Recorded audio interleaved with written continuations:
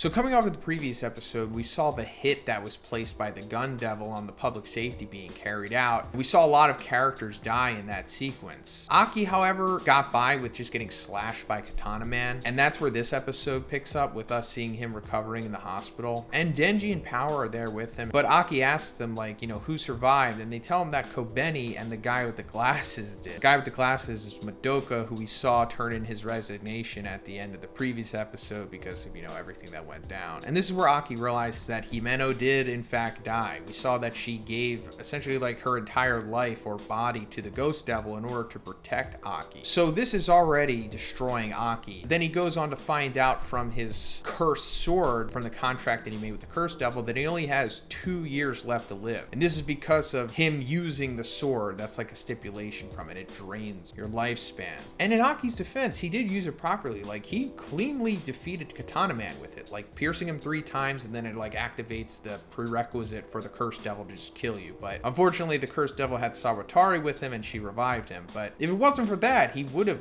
won, and the life shortening would have been technically worth it. But now, he only has 2 years left, and Himeno, the person that he was closest with, just died. So yeah, this is like seriously taking a toll on Aki, and just further showing that, like, yeah, this series gets pretty dark. I mean, we found out like 2 episodes ago that like no one's safe, and then characters will die when you least expect it. But aside from that, there's also just these sad, dark storylines that we also have to follow with these characters as well. And we're gonna see more and more of stuff like this being explored by the series as it goes on. So then we come to Denji in the hallway, and he's kind of coming to grips with what had happened too, with everyone dying, including Himeno, who he had just become friends with. And he realizes that he's not crying or just really sad in the least. And we could chalk this up mostly, I suppose, to Denji's upbringing. Like, obviously he had a horrible childhood and life up until a couple weeks or months ago, I suppose. So it definitely molded him into the damaged individual that he is, for sure. But it also could have something to do with Pochita fusing with him. And yes, this is like a detriment to Denji just being a member of society, I suppose, but it's a benefit to him being a public safety devil hunter. And we'll talk about that later on once he gets into like his training stuff. But speaking of that, we're coming to Makima taking Denji and Power to the cemetery that we saw Himeno frequently visiting. And she's taking him there because she's going to have them start training, because she realizes that the gun devil is after Denji, so this isn't going to be the last attack, and he needs to be stronger than what he was, because he just got completely dominated by Katana Man when he went against him. So she takes him to this guy that we've seen throughout the series a couple times, mostly in flashbacks. We also saw him in the intro, and we're still not getting his name. Like, he stops Makima before she says it. And another thing that we know about this guy is that he trained Aki and Himeno. And speaking of them, he asks Denji and Power,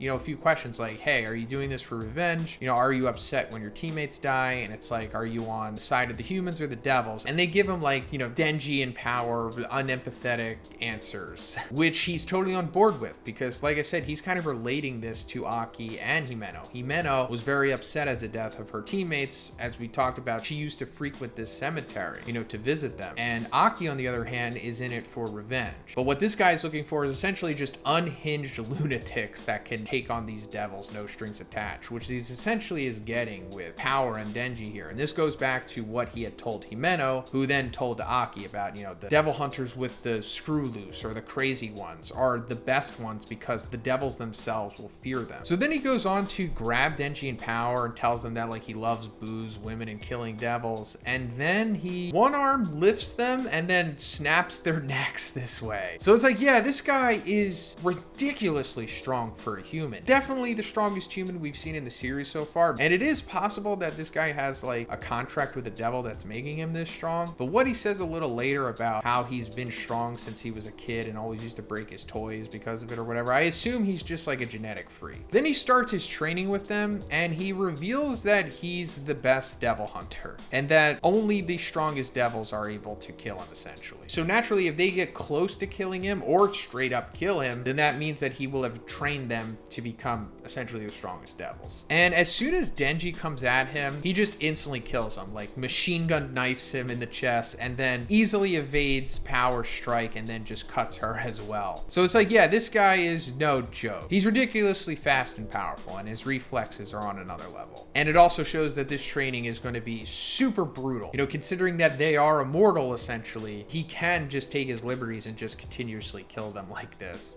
because, you know, he'll just keep bringing them back with blood. But then we come back to Aki, and we see that he can't summon the Fox Devil anymore, because apparently it's mad at him, because the last time he summoned it was against Katana Man, and it couldn't eat him, and it like split the Fox Devil's head in half. So it's like mad at him because of that, and it's basically not going to allow him to use it anymore. And then they realize that, yeah, Aki probably used the sword a lot too, so he doesn't have much of a lifespan left either. And they're like, hey, you know, things have gotten really bad. We understand if you just want to walk away at this point and enjoy the time you have left. And Aki's like, of course not. The Gun Devil, Katana Man's still out there. Why would I quit at this point? I have to take them down. And they're like, all right, bet. Well, from this point on, we'll try to get you stronger devil contracts. And that's something that we're going to be exploring in the final sequence of this episode. But we see this woman entering Aki's room after they leave, and it turns out that this is Himeno's younger sister. And instead of like being angry with Aki, she's actually kind of supportive, and she gives Aki Himeno's letters that she mailed to her. And when Aki reads these, he, I guess for the first time, is finding out Himeno's true feelings for him. I don't know if he's necessarily finding out that she was like basically in love with him or wanted to be with him romantically, but he is finding out that she was actively trying to get Aki to step away from public safety, of course, because she didn't want him to die. Something that he was kind of oblivious to up until this point, even though she had mentioned it offhandedly in conversations. So then we come back to Denji and Power at the end of their training for that day, and they're just super upset with it. Like, Power says that Denji was killed like over 20 times in this just single day of training, and that she was unconscious just as much. And they're like, yeah, this guy's taking the fun out of our lives with this training, and we can't just let this fly. Obviously, they can't run away, because then they would just be hunted down as if they were normal devils. So they're like, okay, let's just take the hunt to this guy. And that's what their harebrained scheme is here. Instead of, you know, just waiting for him to show up and hunt them, they're gonna hunt him while he's hunting them. And we come to the next day where the teacher's trying to meet them at their apartment, and they have like traps already set up for him. Like, Power sends these spikes at him, but he's just obviously way too fast, way too strong for this stuff, and breaks all of it easily. And then we see Denji, who was on a level higher than him, come from behind him and try to take a swing at him with his axe, but he just instantly gets wheel kicked. So yeah, obviously they're not really effective against the strongest devil hunter. And before he walks away, he tells them like what they did wrong. So first of all, like, if Power uses too much blood, she becomes anemic, and Denji just couldn't straight up see the kick coming. And then he's like, yeah, you know, good effort. We can stop here today. And they think that it's over until he just stops, turns around, and throws a knife in Denji's head. And he's like, yeah, beasts should never trust what hunters say. So yeah, this is going to be really, really hard and miserable training for them, but it's ultimately necessary for them to get at the level of power that they need in order to go further, especially against the Gun Devil himself, if they make it that far. So then we come to the final sequence of the episode, with Aki being taken down like this freight elevator, going deep into like this prison place, where I guess this is where the public safety holds the devils that they have. And this is like how the contracts are made. I guess it's only devils that the public safety has in their possession, and you kind of go into their cell and then